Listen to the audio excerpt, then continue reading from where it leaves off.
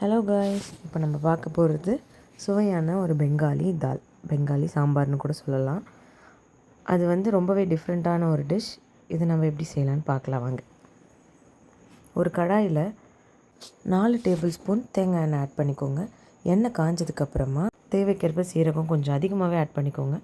சீரகம் பொரிஞ்சதுக்கப்புறமா 3 medium size வெங்காயத்தை பொடி பொடியாக கட் பண்ணி ஆட் பண்ணிக்கோங்க.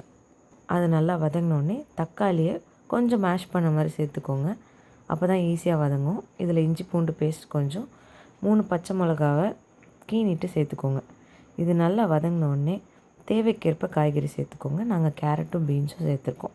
நீங்கள் எந்த காய்கறி வேணால் சேர்த்துக்கலாம். இதில் கருவேப்பிலை கொஞ்சம் ஆட் பண்ணிக்கோங்க.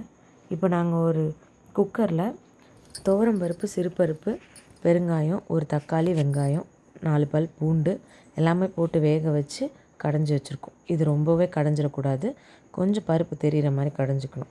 இதை இந்த காயில் ஊற்றி நல்லா கொதிக்க விடணும். இதில் தேவைக்கேற்ப தண்ணி ஊற்றிக்கோங்க. நாங்கள் ஒரு 6 பேர் சாப்பிட்ற அளவுக்கு இந்த சாம்பார் ரெடி பண்ணுறோம். இதில் மிளகாய்த்தூள், உப்பு ஆட் பண்ணிக்கிறோம். உப்பு ஆட் பண்ணி மூடி போட்டு ஒரு 5லேருந்து 6 நிமிஷம் நல்லா கொதிக்க விடணும், காய் வேகிற அளவுக்கு. காய் வெந்ததுக்கப்புறம் இதில் கொஞ்சம் பெருங்காயத்தூள், லாஸ்ட்டாக கொத்தமல்லி தழை எல்லாமே போட்டு இறக்கிடுங்க. லாஸ்ட்டாக கொஞ்சம் நெய் விட்டிங்கன்னா இன்னுமே மணமாக இருக்கும். அவ்வளோதாங்க, இதுதான் நம்ம பெங்காலி சாம்பார். தேங்க்யூ.